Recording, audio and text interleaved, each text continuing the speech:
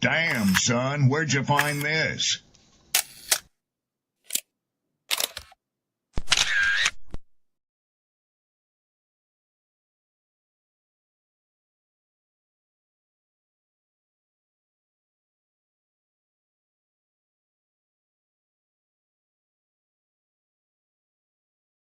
Ladies, understand something. The top end of a woman's weight is 145 pounds.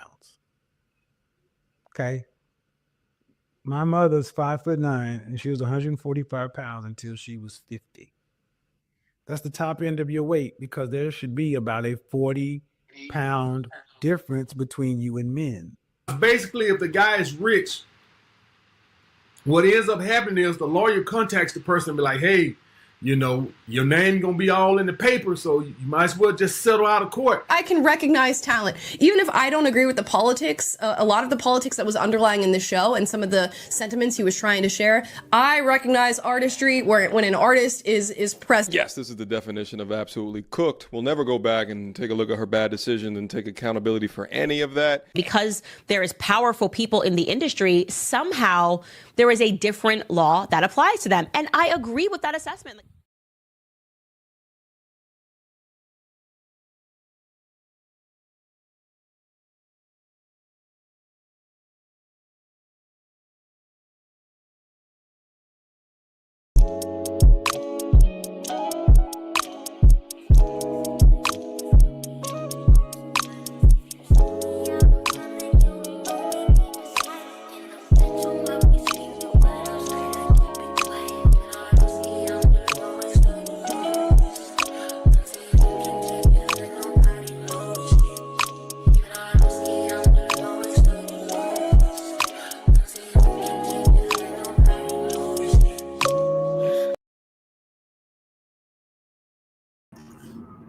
Hello, peace and blessings, good people. Happy Wednesday, hump day, whatever day you want to call it. It is still Wednesday.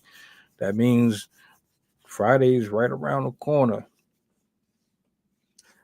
Glad to be here with you. I got Sydney in the building. We got an interesting one for you tonight. I'm going to bring her up.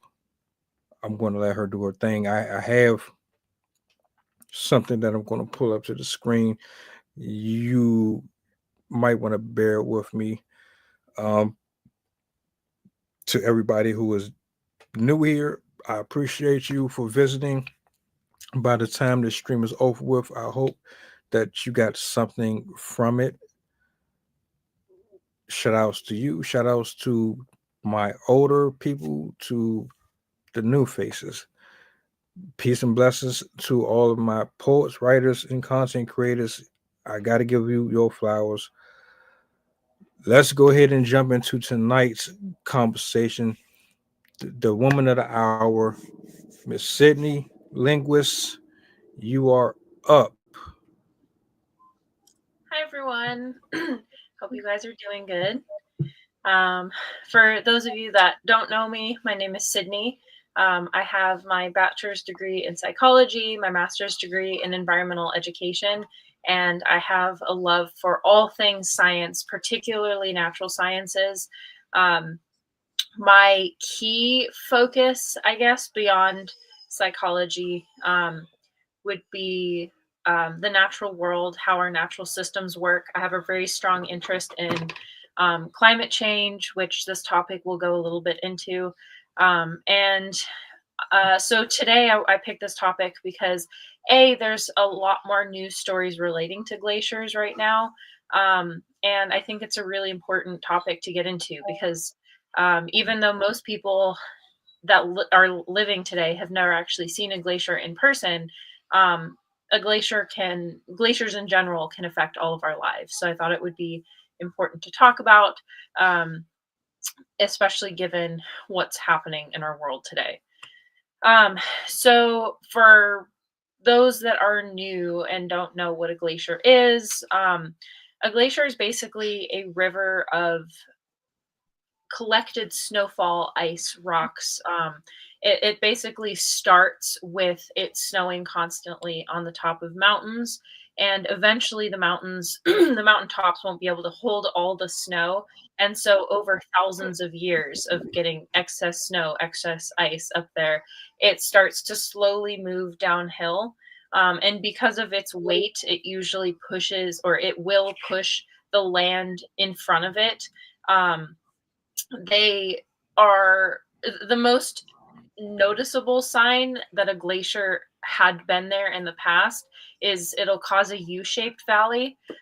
Rivers will cause a V-shaped valley because as the river kind of goes along the land, it'll gradually carve out the bottom and it'll cause a V shape in the land. Whereas glaciers, because they're so heavy and flat, they'll carve out a flat valley with rounded sides. And you can also tell where ancient glaciers have been because they'll literally push the land out. So you'll actually have ripples in the ground where the glaciers had been, where it had pushed out the soil. And then you'll also find like it'll be huge boulders as big as cars, as big as houses, perhaps, just like randomly scattered around the land. It'll look like it just got dropped there, and there wouldn't be any other reason for them to be there. Like there's no rivers, it's just flat ground with a random boulder. Those are called erratics, and they get left behind when the glacier goes over the area and then it melts. And so all that's left is all of the rocks and sediment that it had carried. They are incredible. I've never been lucky to actually see one in person, but every scientist, researcher that I've learned from who has gotten the chance to see a glacier, it's always very awe-inspiring. It's almost akin to seeing the ocean for the first time if you've never gotten a chance to see the ocean. These glaciers come and go, as we've probably learned in elementary school, possibly even into middle high school. We once had glaciers that reached in the very far past. It actually during a time called Snowball Earth, which let me get the time right. It was happened twice. It basically was a time period when glaciers reached all the way to the equator, where it was cold enough that the entire Earth was actually covered in ice and snow. This happened 720 to 635 million years ago, so even way before the dinosaurs. But we have had glaciers that have reached all the way out to the equators, which takes a extreme level of cold for that to happen. I believe that one was just the result of natural cycles. The Earth swings in periods of glaciation where it gets colder, and there's oh my god, what's it called? There's interglaciation, which is like the between term, and then I'm blanking on the proper term for it, but basically global warming when things do get warmer. This is a natural cycle that the Earth does follow, but it does take thousands to millions of years to make these switches from glaciers all the way as far down as the equator, all the way back to what we're kind of seeing today. And then the Earth also has been much warmer, where there weren't really any glaciers left. But anyway, the most recent glaciation event was at the time that we were cave people, which was roughly 14,000 to 12,000 years ago. And at that time, the glaciers actually reached out over the Great Lakes. Both Niagara Falls and the Great Lakes are remnants of the previous glaciers that used to be there. This particular ice shelf was called the Laurentide Ice Sheet, and it went down as far, it covered Illinois, Indiana, as I said, like Michigan, Minnesota, the East Coast. It went far down as Maryland and New Jersey, and then on the West Coast, it basically covered the entirety of Canada, and then it went into Idaho, Oregon, and let's see, what is that? The Dakotas. And so you can actually go out there and see the remnants of those ice sheets. You can still see the flattened land, the boulders that they left behind, the ripples in the ground. And you can also see evidence of floods caused by these glaciers. This is why they're so important for us to understand, because glaciers hold a tremendous amount of water. Collectively, glaciers on Earth hold 2% of Earth's total fresh water, which is crazy considering that all all of the lakes and rivers and stuff that we have, Mississippi and stuff like that, like it's 2% of our entire water system. And in size, they hold about 158,000 cubic kilometers of ice. If all of this ice melted all at once in just the glaciers alone, it would rise sea level by 12.6 inches, which doesn't sound like a lot, but if you're at sea level, everything at sea level is now going to be 12.6 inches above sea level now. And anybody that was like right on the cusp will be inundated with water. So it can be problematic if a lot of ice melts at the same time. Another complication of the glaciers melting really quickly is when fresh water, especially very, very cold fresh water, melts extremely quickly and goes into salt water. It starts to shift the currents because as we know, warmth rises, warm water will rise, and cold water will sink. And so there's a natural cycle of the warm water being at the top because of the sun, and it kind of shifts over. And in some places, because of the topography, the shape of the land underneath the water, it allows, as the water moves, for the cold air to come up and take its place. But if you also have an intrusion of cold water, fresh water into salt water, the fresh water is going to prevent the warm water from being able to move. It's going to kind of mix in with it, and it messes up a lot of the circulation of the ocean currents. And that is why the AMOC shutdown is so closely linked to melting sea ice. For anybody that's my age or older might remember the movie Day After Tomorrow, where like the whole eastern seaboard froze overnight, and suddenly like the whole ocean like flooded into New York City. And it's basically that, except it doesn't take 3 days. It takes more like it take a couple 100 years to shut down these systems. But part of the issue is we're kind of already a couple 100 years into this process. And so we're starting to see, as you can see from these pictures, we're losing a tremendous amount of ice all at the same time. I believe we've, let's see.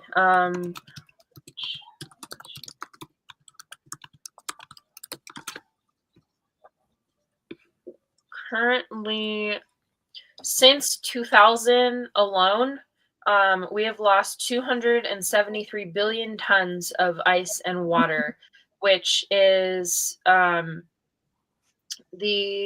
believe it was enough to raise sea level rise by, let's see, 1.7 millimeters, around an inch, if it's right. So yeah, we've already had, as you can see from the pictures, an exceptional loss of these glacial systems. And besides the fact that releasing all this water into the ocean can affect the circulation of the system, and it can kind of cause stagnancy in the underwater currents, which is not just a problem for weather. If you change the circulations, the weather will start to change because there's nothing to shift storms out to sea. There's nothing to like the air pressure systems will kind of dictate where storms will go, and without them, storms will just kind of like hover in the same place, or they'll last a lot longer in the same spot.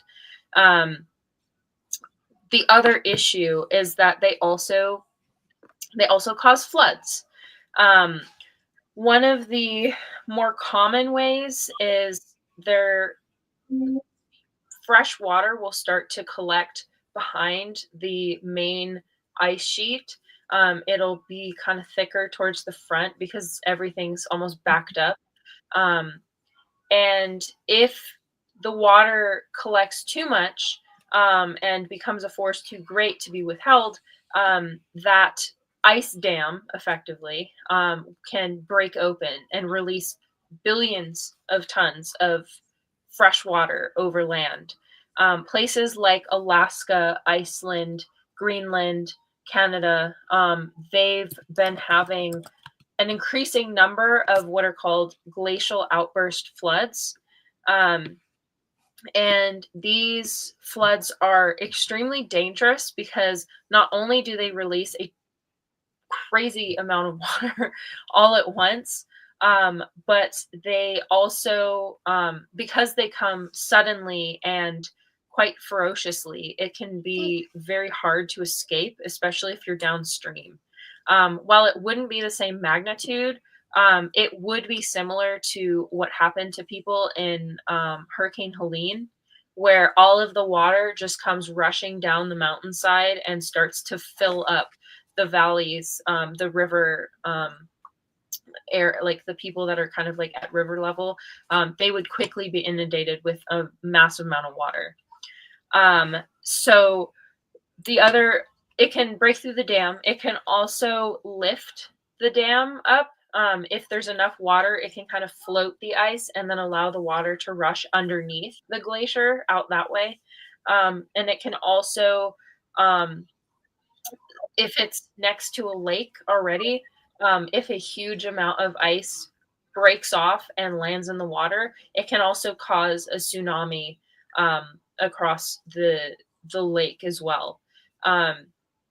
This one wasn't a glacial flood, but there was the biggest tsunami in known history was, I think it was like 500 feet tall. It was in Alaska in a place called Latuya Bay. And as I said, it wasn't, okay, I was off. It was 1,700. That is a lot bigger than I remember, but yeah, it was like it was 1,700 feet tall, and it basically was caused by a landslide, displaced a bunch of the river, a bunch of the lake. It, like, the whole side of the mountain just like shifted and landed in the river, in the lake, and it basically pushed this wall of water across the lake, and to this day you can still see the line of trees like 60 feet up the mountain of like all the young trees and then all the older trees. But it was, there was actually a witness, a father and his son were on the lake on a boat, and they did survive. But they did witness it. So we do have that account. That is something similar to what could happen if a glacier broke off and like crashed into a lake. So there's a number of ways that glaciers can cause flooding to nearby communities. I know recently Tibet had a very serious glacial flood from one of the, I believe it wasn't Everest, but it was one of the nearby mountains, but it was that same mountain range. They had like 5 to 10 feet of flooding overnight, or like all of a sudden because of a flood like this. And this is not an unheard of event. Just to go on a short little conspiracy ramble, we all probably have heard the story of Noah, Noah's Ark, and the great flood that just appeared out of nowhere, covered the dry land. Noah's Ark is one of many different flood myths. There's the flood of Gilgamesh, part of, I believe it's Hindu mythology. And there's also a great number of Native American legends that also include a flood myth.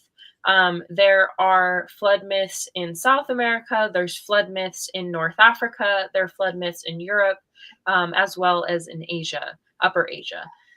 So many of these, I've investigated it myself because this is one of my strong interests. I love geologic history and natural disaster history. So I've done quite a lot of digging into this. And again, this is just my own theory. This is backed up with pepperings of scientific evidence, but obviously much of this is a theory because there's no way to like definitively confirm this is exactly what happened.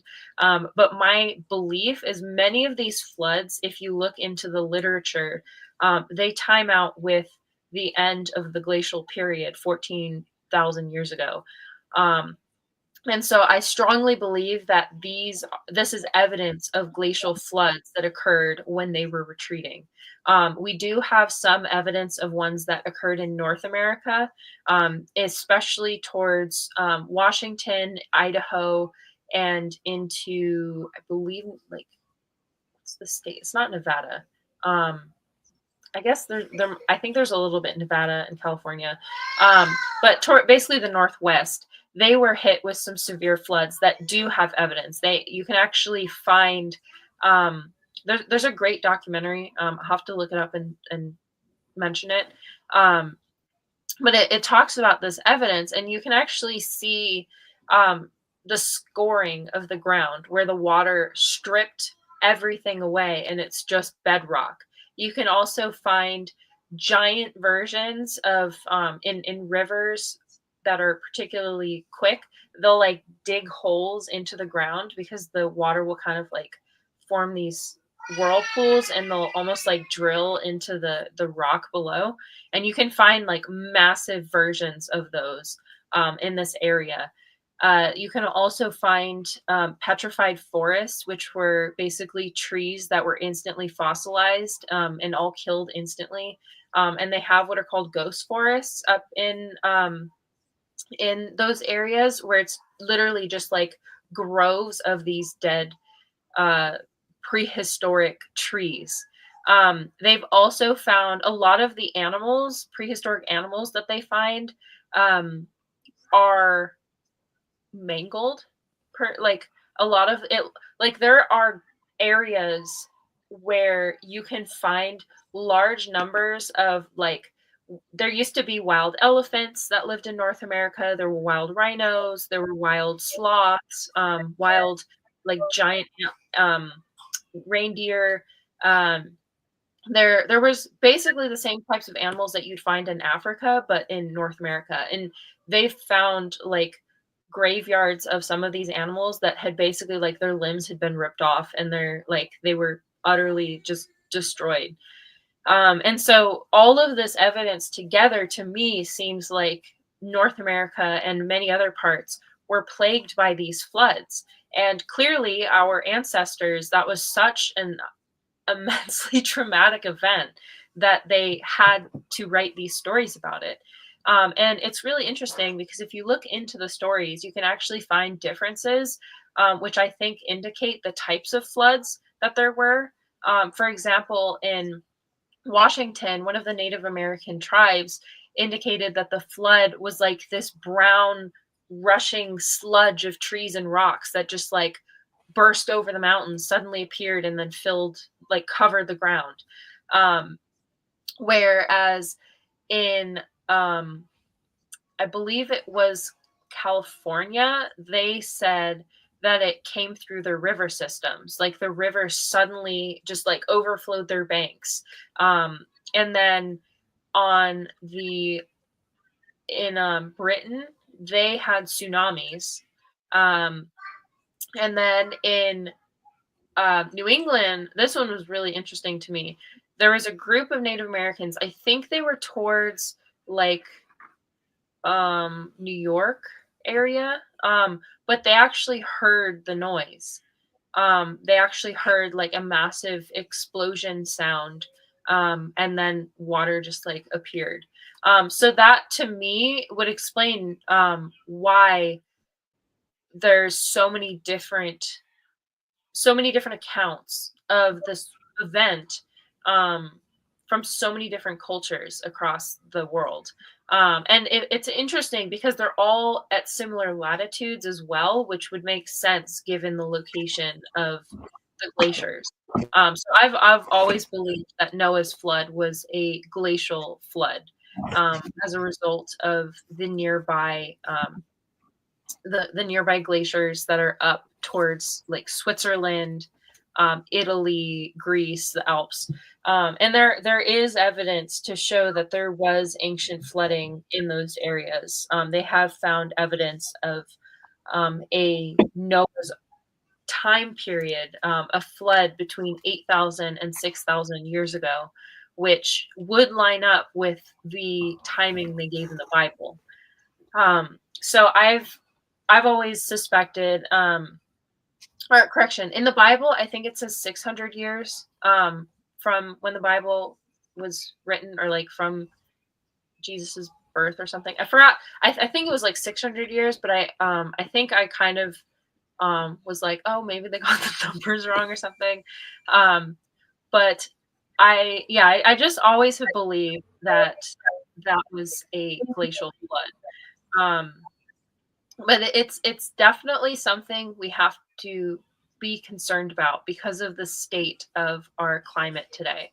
I know it's a hot button topic. A lot of people don't like to believe climate change exists, especially because if you accept that climate change does exist, you're, depending on your belief system, you are either, it can, I know a lot of people are hesitant to believe in climate change because it butts up against their belief in religion. My uncle is one of those individuals. He believes that climate change isn't caused by humans, but is the coming of Jesus, the next coming, and like Armageddon, basically, which I can understand, but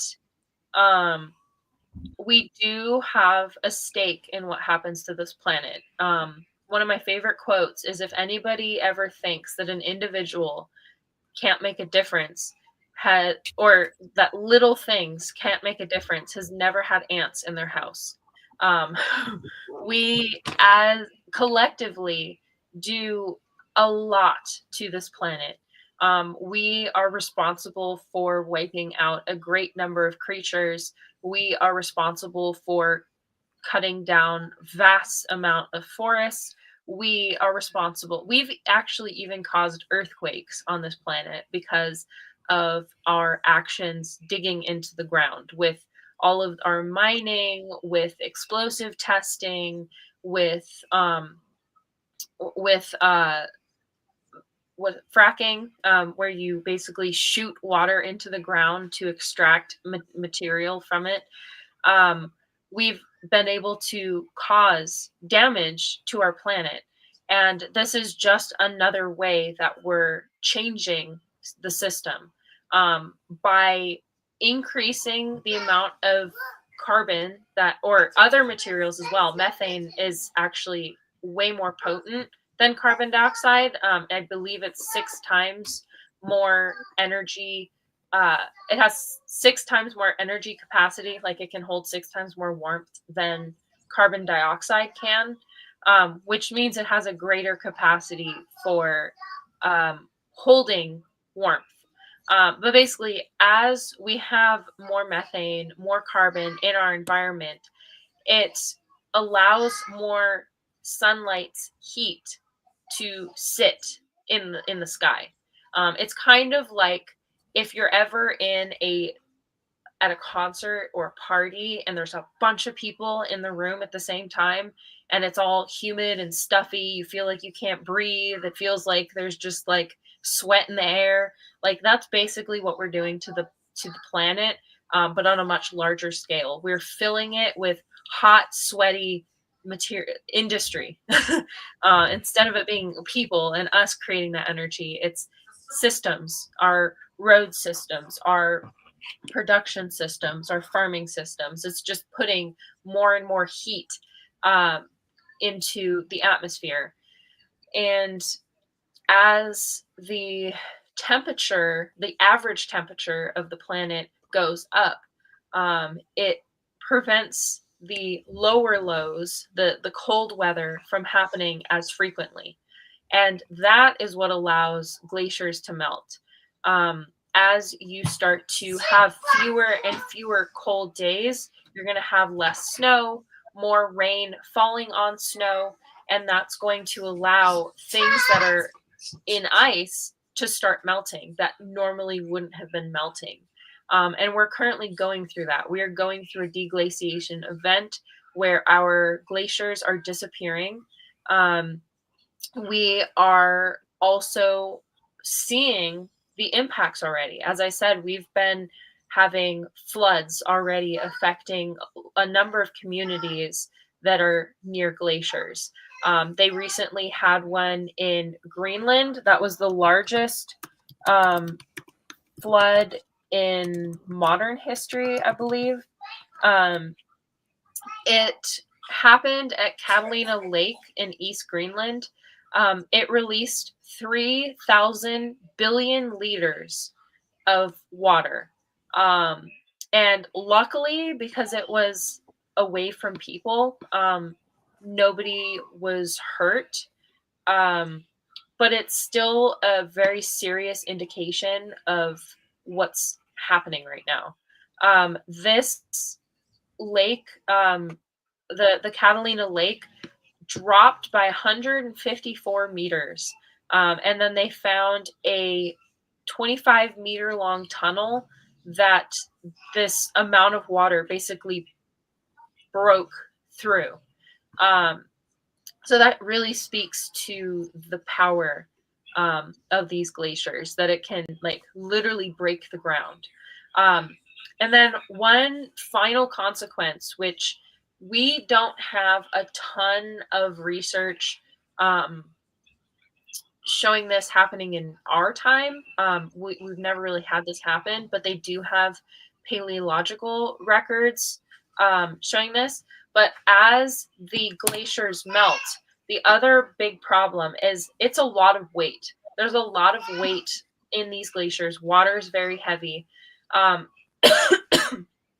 As these glaciers melt, it starts to release pressure on the land. And as it starts to lose this pressure, the earth will start to shift how it's shaped. So like, let's say there's a glacier on this part of the land's going to be flat. But once the glacier has melted away, the land's going to start shifting. But when that happens, we're a ball. Or most people believe that the earth is a ball. And if you press on one part of the ball, another part of the ball is going to move. And so when you release that pressure, the ball is going to shift again.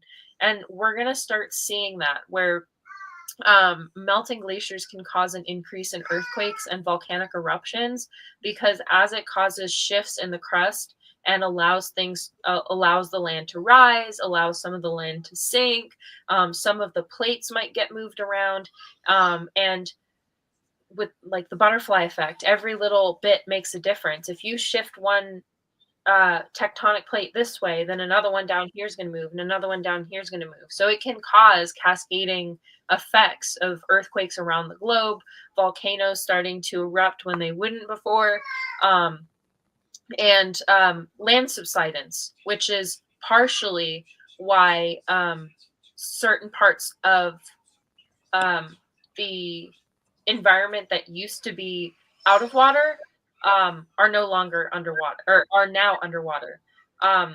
The biggest, best example is there used to be an area of land between Britain and mainland Europe. That whole area, the North Sea, used to be land, but because of subsidence over the course, it was about like 16,000 to 10,000 years ago, they sunk basically into the ocean. And just another conspiracy theory, I strongly believe that's where Atlantis is. But yeah, it can also cause land subsidence. So a lot of areas that used to be above sea level can start to actually sink underwater. And so that's another way that it can cause flooding. So there's a number of ways that these glaciers can affect us. So it's important for us to pursue acting on climate change. It's complicated because working towards climate change is undeniably a very consequential move to make. Decarbonizing would dramatically change the way that society is run. And so I understand why it's such a difficult project to move forward with. And a lot of people don't want to admit or accept that we have the capacity to change our planet. But to me, I think glaciers are the biggest evidence that we have of how much of a difference we do actually make on this planet. As you saw from these pictures, these are, I mean, you can even see on this one that how tiny that human is compared to that glacier. And in a matter of 100 years, all of that ice is basically gone. So it definitely will have consequences that in our lifetime we will probably see. Most of us below in the more like tropical regions probably won't see very much in terms of glacial events, but our friends in Canada, people in Asia, people in Northern Europe, and then also on the opposite hemisphere, towards like South America, the South America, and southern end of Africa, like they could definitely see some impacts as a result of glaciers. But yeah, it's a very important issue and quite interesting to look into.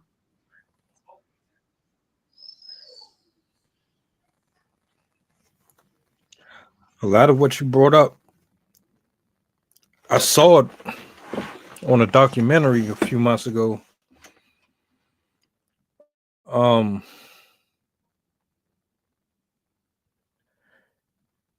It's hard for me to believe the Earth has been around so long sometimes, especially seeing time lapses with these pictures showing you 1913 versus 2012. You don't really know how important it is until your life depends on it. Agriculturally, I know this is going to affect us a lot. Like from what I'm understanding, is absolutely going to have a real effect on plants, on animals. I just never really grasped truly the extent of what this could really do, And it's mostly because where I live, thousands of miles across the world. I'm nowhere near any of it, so it's hard to consider or process the idea that anything that's happening that far away could have any type of effect on me all the way over here. It's just most people would say it's just ice. It's just snow and ice. What can it possibly do to this big earth until you start looking into the science of it? I didn't even know how bad it would be for fresh water to mix with salt water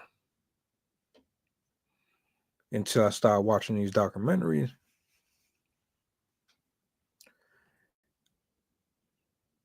But just like the movie, which I know they exaggerated a bit,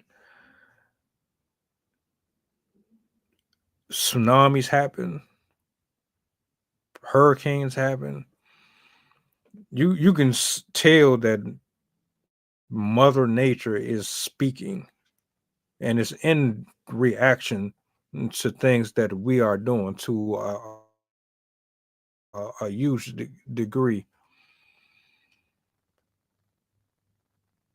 Most of us are not going to be alive to see any of this. I don't think anyone wants to see this happen, but doesn't really seem like people care too much. But let's say, for argument's sake, you do care. Well, there are things that you can do, that I can do, to kind of contribute to kind of making things a little easier or better. I remember not too long ago, we were speaking about the sun and the intensity of the heat, and how, like, on some trucks and in certain locations, they use like this special paint or this special type of material to keep the intensity of the heat off of like certain vehicles and in certain locations. I think it was one place we were speaking about in Las Vegas, or I'm not sure, but like there's always something that can be done. I wish I could visit Antarctica.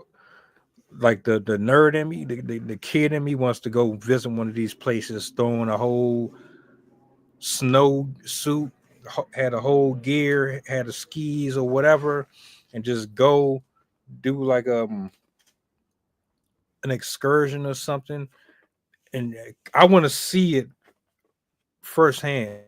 I don't want to look at pictures, and I don't want to watch videos. I want to be there live and in person to experience it myself, because I think you would get a better appreciation for exactly what you're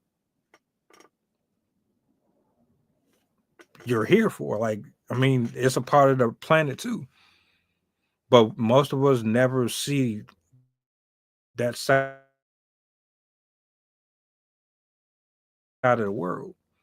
I think that's one of the things like this, because it makes me curious. Like, I would never get in a submarine, but I do find exploring the sea and the ocean very fascinating. I had to get on a boat and something to that, but to actually like, I'm good, I'm cool. But this right here, oh, I would absolutely love to take a little trip.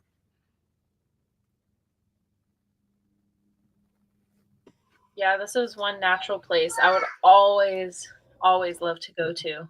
There's a couple remaining glaciers in the Sierra Nevada mountains, down the spine of California, and I really want to go up to see one of them before they melt, because the California glaciers will definitely disappear before the end of our lifetime. If the temperatures of this planet get above 2 degrees, we'll lose about 60% or 3/4 of our glaciers.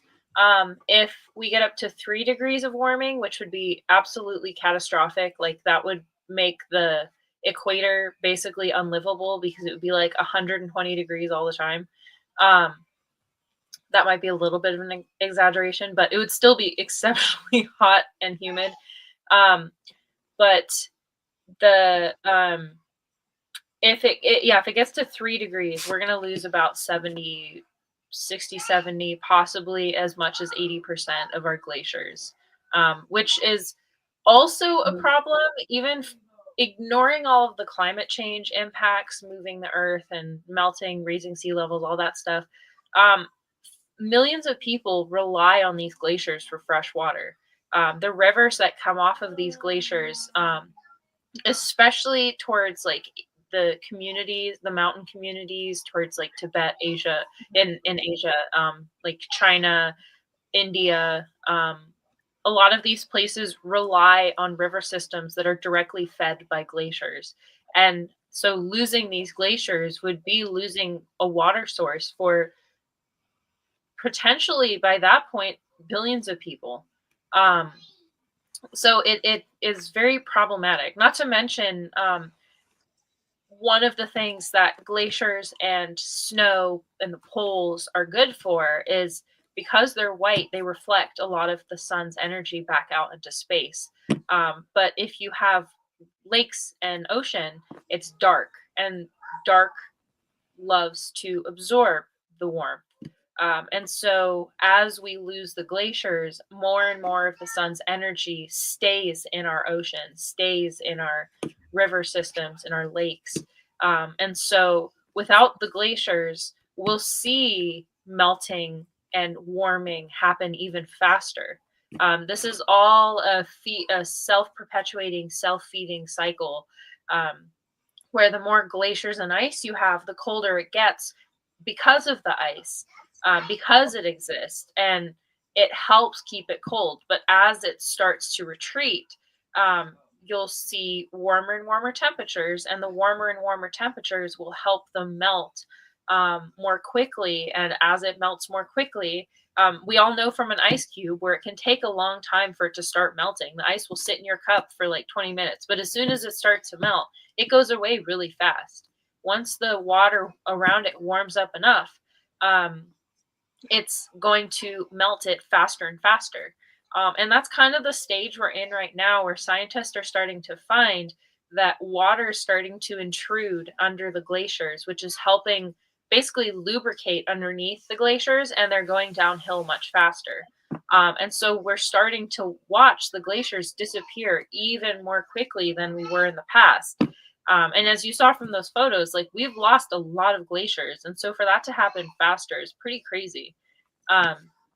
And again, that also increases the risk of these floods. One of the other things is that under these areas, there could be volcanoes, and coming off of those volcanoes can trigger volcanic eruptions. I also, another conspiracy theory, I also have just an inkling that the governments secretly want to melt all this ice, because also underneath these glaciers is a lot of resource. In the Arctic and Antarctic, there's oil reserves, there's gold, there's silver, there's platinum, there's I think lithium, I know sulfur, I think. There's a whole bunch of different nitrogen, a whole bunch of very useful, needed products. Also, glaciers are a very good source of sand. because they're so heavy, they like grind up the earth underneath them. And we have a shortage of sand right now, which is used for concrete. It's used for like building things. And then obviously some places are losing their beaches, so they also use it to like restock the beaches of sand. Um, so we are also losing, like, we're losing water, we're losing sand, we're losing these necessary things that are hard to replace. Like once they're gone, these resources take a very, very long time to regenerate. Those are the things that we are not going to see anytime soon. Where if we run out of these resources, we're not just going to be like, oh, let's just make some more. It took millions of years to make many of these resources, the oil, stuff like that. So once we're out of the things that we can use, that's kind of it. We have to find something else or not use that thing at all. And then what's the other thing I was going to say?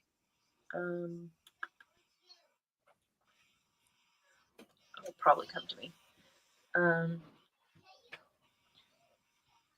See the sand. Oh, there's also the I forgot it again. Okay, I'm just gonna move on. Did you have anything you wanted to add while I try and remember? I guess I have one question. What would this do to the agriculture, or would it affect it at all, do you think? It'll definitely affect it. As I said, a lot of downstream communities are using this water, and a lot of that goes to agriculture. Not to mention, because it helps cool things down, it'll affect the climate if those glaciers disappear completely. And it can also, obviously, like the floods, if you have more and more constant flooding, that can rush downstream and completely destroy crops, causing them to lose entire years worth of effort. And then also, because the floods can be so strong, so like since it's so much water, it's kind of like it comes in like a wall. And as I was saying, in regards to the topography and how you can find evidence of these floods, when they come through, they will wipe out the sediment. They'll wash away any soil and stuff that was in the ground. And soil takes about 100 years to create like 1 centimeter, or at least in the Midwest. I don't know about Asia if it's the same thing, but they can basically wipe away all of the arable soil, and prevent agriculture from being able to happen again. Not to mention floods in general. Once you have severe flooding, if it sits there for a long time, flooding does not just contain water, it's going to contain mud, the remnants of houses, materials, harmful materials, all sorts of like chemicals and whatnot that when it washed through factories and houses and building businesses, everything, industry. And so it can contaminate the ground for long periods of time as well. If it's carrying stuff like lead or copper or chromium, like kind of the same thing what's happening in Moss Landing right now with it, except instead of it coming from the sky, it's coming from the water. So it can definitely contaminate the soil and make it difficult to even grow in the future after everything had been destroyed. So yeah, this will definitely have an impact on our agricultural system as well. Oh, that was the thing I wanted to mention. Also, a lot of the ice sheet, the glaciers and stuff, much of it hasn't been melted for thousands of years, sometimes millions of years in certain areas. that has the capacity to hold bacteria and viruses that the humans have never seen before. And so there is sounds sci-fi, but there is a possibility that we could accidentally release dangerous viruses, dangerous illnesses from the glaciers that can affect people. And it would be types of viruses that we've never encountered before. So it would take a bit for us to develop anything against it because we'd have to understand it first, understand how the virus works, and then create a vaccination for it and everything like that. And when you have a rampant pandemic, it can be very difficult to do all of that while trying to keep people safe. So there's definitely a lot of risks with letting glaciers melt.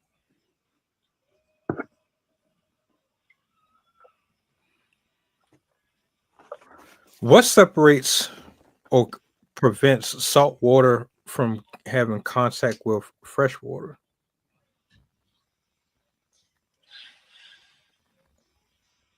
Besides, like if we decided to dam up these places, it's quite unfeasible. It's not entirely possible because like we'd have to block off rivers and glaciers, and we'd have to prevent like rain runoff and stuff like that. There's not really much you can do because it's hard to gauge from the picture, but if you were standing next to this glacier, these would be going up like 60 feet, 100 feet. Like these walls of ice are not like knee high. Like these things are like taller than buildings. And they're dangerous. Like people that go there are boating tours where they'll take you like along the edge of the glacier so you can see it and stuff. And they're like people have been killed because it like collapses onto them and releases icebergs into the water, and then they get hit by it, or they like ice lands and pummels them because it can like fall down in small pieces, it can fall down in large pieces. So they're like constantly breaking off into the ocean, and they're very powerful. Like they're literally pushing boulders and mowing down the land. So it would be very, very difficult for us with our engineering efforts to prevent this from going into the ocean. Like, unfortunately, really, the only thing we can do that will have an impact is stopping our current carbonization efforts. Like, we have to reduce our dependence on carbon creating systems. But unfortunately, we've locked in the warmth that's already in the atmosphere. What we have done is already in the system. It's we can't go back. There's no way to reverse what we've done, so we can only stop it as it's happening. But the sad truth is, as much as I hate saying this, because obviously I want to fix climate change, there isn't really an easy way to fix climate change, because even the stuff that they promote as like, oh, well, it's eco-friendly and what, like windmills and dams and stuff like that, they all are better than cars because they don't release emissions, but they still require emissions because the windmills have to be rebuilt every 10 years. You still need carbon to create the parts that make the windmills, and you need industry to create the solar panels, and solar panels don't last forever. They only last like 25 years, I think. So we would have to fundamentally shift the way we live our lives. We would have to shift to regenerative food processes. Like we'd have to basically work with the land. We'd have to start going back. We'd have to go back in time, basically. We'd have to live the lives that our ancestors lived, but people don't want to do that. We're not going to do that voluntarily because we as humans don't want to give up what's good. especially if it's for consequences that we can't see. That's why climate change is a very, very touchy debate, because it's not just ideological, it's cultural, it's social, it's vices. It's people like, you mean I have to give up alcohol? I have to give up like my favorite car. I can't do, like, I can't travel on a plane. I can't. There's people focus on like, well, I can't do this. I won't be able to do that. And so it's very hard to reach people about what we genuinely have to do. And so that's why it's so difficult to make progress at all with climate change, because the effects aren't visible. To be the what to do is not very clear. And no matter what we do, there will be consequences. And so it's hard to move forward with any suggestion at all, because there's always going to be dissenters. But then it's also that people don't want to accept it. People are, I mean, even myself, like, I'm a climate change, I wouldn't say I'm like an expert, but I'm very, very well read in climate change. I know a lot of the research. I know a lot of the researchers. I know a great deal about the underlying mechanisms of climate change and what it'll cause and stuff like that. But I still, like, we have a car, we use a water heater, we use like, I still buy things that have plastic on them and stuff like that, because it's so ingrained in our culture that it's almost impossible to avoid unless we did fundamentally change everything. So that was the long way of saying that there unfortunately isn't really much we can do. Like, at this point, the best would be to educate people about what's coming and help prepare the communities that are directly affected by glaciers and the glacial systems. So communities that are downstream. The reason I kept bringing up Asia is because they are, particularly the communities around Pakistan, I believe. Get my map up. These communities are along the Himalayas, which are the biggest. They're the biggest mountains in the world, and so they have a lot more glaciers than most of the mountains in other areas, just because it's cold enough to be able to have them. And so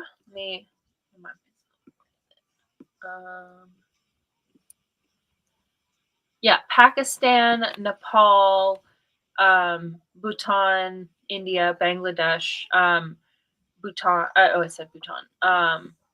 A lot of those, Myanmar, all of those areas are at risk of glacial floods, because a lot of their communities are located at the base of the mountains, and when they have flood, or when water rushes down from the mountain, those communities are typically the first ones affected. So people that are in the vicinity of glaciers, or who rely on the glacial rivers for water and for agricultural sustenance, those communities will either have to move, find a different place to go, which obviously is challenging, because a large amount of immigrants from one location to another will typically cause a lot of stress and possibly political unrest, and other consequences. But we would have to start preparing people to potentially move, especially if they are downstream and would be at risk of higher water levels in their communities. And at the very, very least, just like do kind of what Louisiana and Florida and a lot of those places do, where they like put their houses on stilts. They put things up away from where the water would go if there was a flood. And then also securing alternate sources of water capture. And luckily, those areas do get a lot of rain.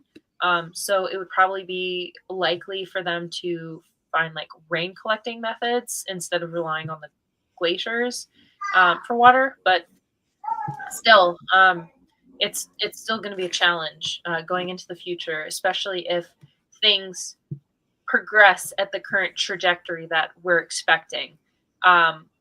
Things are definitely not. We're in the exponential growth part of the curve right now, where every year is just going to be hotter and hotter, and so we can anticipate that into the future, this melting is just going to get worse and worse. And now is the time that we start to consider shifting these populations and finding a place that's more safe for them. Because, as I said, there's once Mother Nature has set her course, there's not really much we can do about it, especially when we're the ones contributing to the problem in the first place.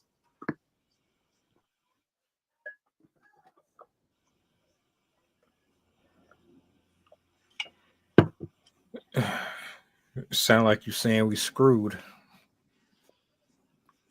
A tiny bit. That's why it's always so hard Perfect. to talk about climate change, because I sound like a doomer, even though I'm not. Like, I don't think we're all like I've never had the mindset like we're all gonna die, like we're gonna destroy everything, and we're all just gonna like suffer and burn and blah, blah.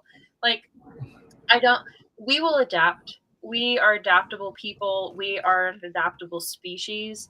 Um, I don't think all life on this planet is going to completely die. But I do think we're going to go through a period of reckoning where we're going to realize that we have done massive amount of damage to our environment and the systems that we rely on. The Earth will definitely swing back. We have not turned Earth into Mars or Venus like people always say, like, oh yeah, Venus used to be like Earth. Um, we haven't like completely destroyed our planet, but we can expect to experience a lot of symptoms that we don't want to deal with. And at this point, whenever I talk about climate change, my biggest takeaway for people is just start adjusting now. Like at this point, it's too late to stop it. Like, if we had done this back in the 90s, if we had like shifted over and started using effort, like non-carbonized efforts and stuff like that for our industries, we would not be in this position. But we are here, and there's nothing we can do to reverse course. And so all we can do is understand the risks for the regions that we're in. So for example, I'm in California, so I have to worry about droughts and flooding. And well, in my house, I don't have to worry about flooding because we're on a hill. But we, like, when there's wildfires, I keep my phone by me. I have notifications going. I'm looking out the window just to make sure. And I keep track of the droughts. I keep track of if there's power outages and stuff like that. I look out for storms. And those are the things that people can really do for themselves. And also, like, just being aware of what's going on around you can help you prepare, because then when it does happen, you're not hit over the head like, what? We're running out of food, we're running out of water. Like, having the preparation can take away the shock factor and enable you to make better decisions once the negative thing happens. And so I kind of have an approach more of like disaster management rather than disaster prevention, where we're kind of past the stage of prevention. So now we just have to do preparation. We have to understand the extent of the risks and manage that as best we can. So if you're in areas that are going to be prone to flooding, put your house on stilts or find a way to have a better drainage system around you. If you're in wildfire zones, make sure that you don't have plants growing up to the windows and that you have possibly secondary system of like putting out a fire, having like resources set up for you to get out of the house if you have to in an emergency. I could even do a whole episode on like preparing for different disasters. But basically, like just being aware and being understanding, knowing that a lot of the time when Mother Nature knocks on your door, she's going to take whatever she wants and she's not going to care. And you have to make peace with that. If you're in an area, if you're in a forest, you have to make peace with you might experience a wildfire. You might lose everything. If you live on the hillside, you might experience a landslide and your whole house might fall down the side of a cliff. And we have to be as honest with ourselves as possible that mortality is a thing of life, and unfortunately it's more likely that we're going to experience events that could make us face mortality. And all we can do is really educate ourselves, prepare ourselves, and pray that it doesn't happen to us, and just be as here's a more positive way to help yourself is being part of a community. That's really, to me, one of the biggest things that can make a difference, especially if you're at risk of experiencing disasters, is building on community, because those are the people that will come together with you if the whole town got destroyed, if your house caught on fire. They're the people that would come to your door to make sure that you got out if a tornado wiped through the neighborhood. And so now is a better time than any time to reestablish your connections with your neighbors, with your shopkeepers, with the people that live around you, the people that you rely on, and maybe even the people that you've never even said hello to, but they walk around your neighborhood all the time, because we're going to have to start relying on one another to get things done, to run our communities. Clearly, we can't rely on our government to do this for us, so we're going to have to start taking it on for ourselves. And in a way, we do have to go back in time to a time that we were self-sufficient. We helped each other. We relied on a trade and barter system, where we're not vulnerable to all of these systems, because right now we're highly, highly vulnerable to systems. If the agricultural system collapsed, most people would have absolutely no idea how to get food. In the 1900s, when there was the Great Depression, people could still like go out into the wild and go hunt animals, or like they could go foraging for stuff in the forest and stuff like that. It obviously was not good for a lot of the people in cities, and that's kind of where most people are today, is most people are in cities. So if like they ran out of, like, if the water system failed, if the electricity system failed, if the food system failed, they wouldn't have any options. And so we have to come back to this collective type system today, where we all are able to kind of rely on each other and work together to create a better community for ourselves. And I think really that's one of the best things that we can do in a very tumultuous time, because my favorite quote from Helen Keller, alone we can do so little, but together we can do so much. And we ourselves together put ourselves into this mess. We ourselves together created climate change.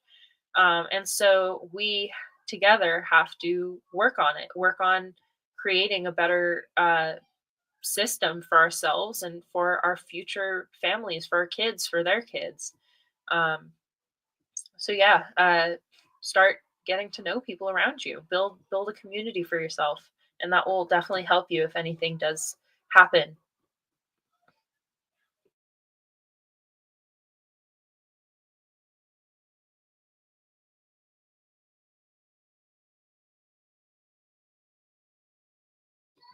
I think you're muted.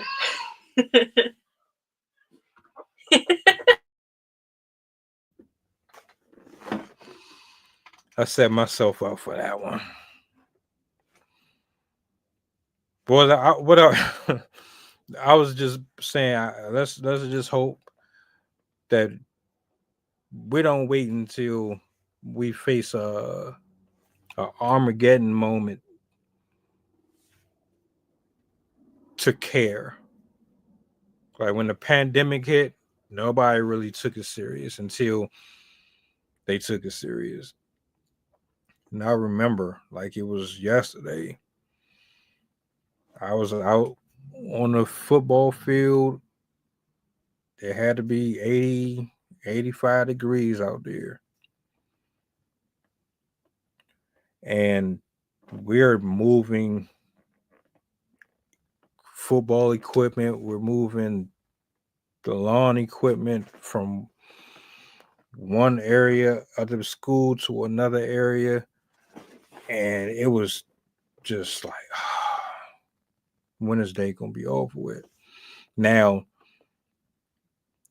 my supervisor at the time, he was getting updates.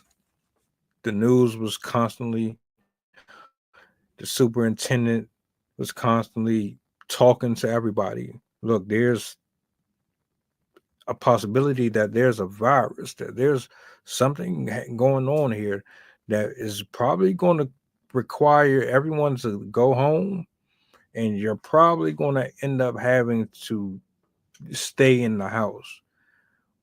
We just at work, like, is this real? Is this really happening? Because it was just like a regular day. And he got that call, and it was like, yeah, it's confirmed.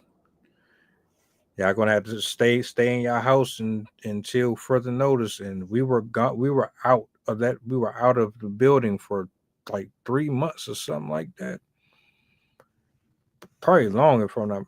But all I'm saying is, I would hate for this to be another one of those. But just knowing how we are, like you said, we're so used to things coming easy and they're convenient and quick that it's going to take that one person in the neighborhood to walk up and down the street with that foghorn, constantly talking about this and or whatever, for people to really wake up. But you know, we can hope. I don't think it's.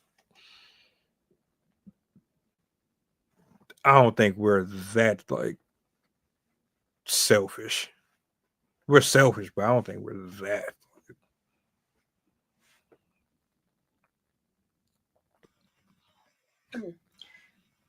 One video I always love to suggest when I talk about glaciers. There's a composer that I love called Ludovico Einaudi.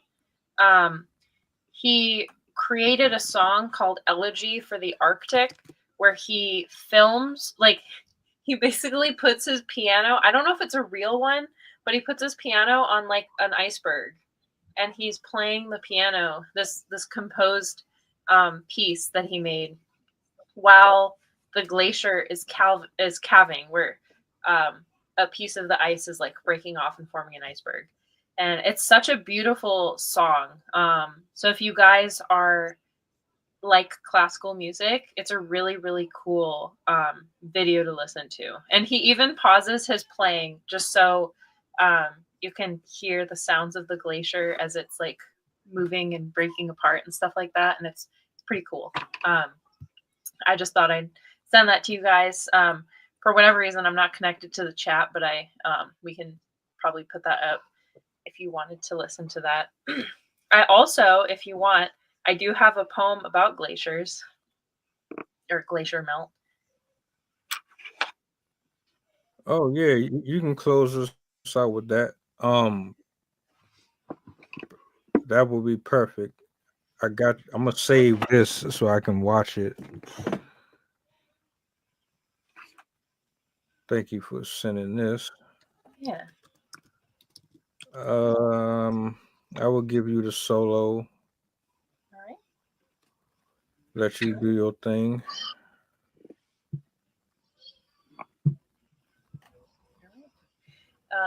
First, before I start, I wanted to thank you guys for watching. I enjoyed talking about glaciers with you guys, and if you ever want to hear about any other topics, feel free to let us know. I'm happy to cover anything under the umbrella of science.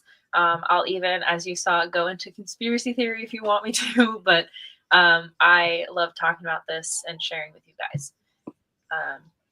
So this poem is called In Retreat, and I wrote it to express my pain, I guess, for the glacial melt. I think it's quite a tragedy to lose something so amazing on our planet. So I wrote this song to talk about that.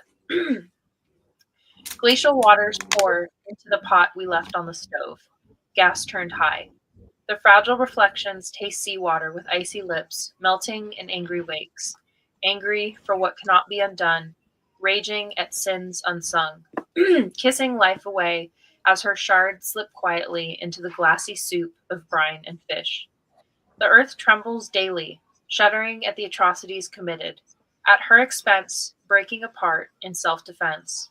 The not yet boiling basins roil with anticipation, as the ants act with hesitation, baking under a misunderstood sun.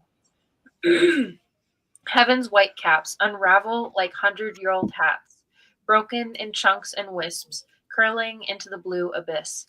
Even as we stamp our instruments into her bones, even as we watch her die, in our faces, on our phones, despite the numbers from the young and the old, there is stillness, there is nothing, and she waits.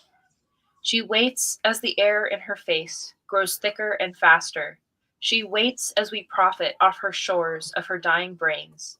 Nothing but a stain in a textbook to the ones who will die.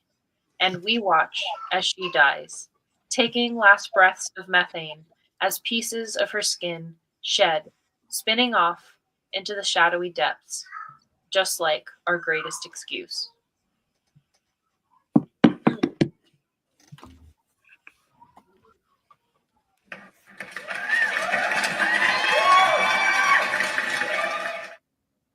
I just wanted to mention one fact that I thought of because I included it in the poem. I forgot to mention. There was a glacial, one of the glacial outbursts in Greenland was large enough that it caused the earth to vibrate for 9 days. It basically like rung like a bell. That's what they said in the paper. But it basically caused the earth to shiver for 9 days from just that one flood. So that kind of gives you an idea of the strength and impact of these amazing features.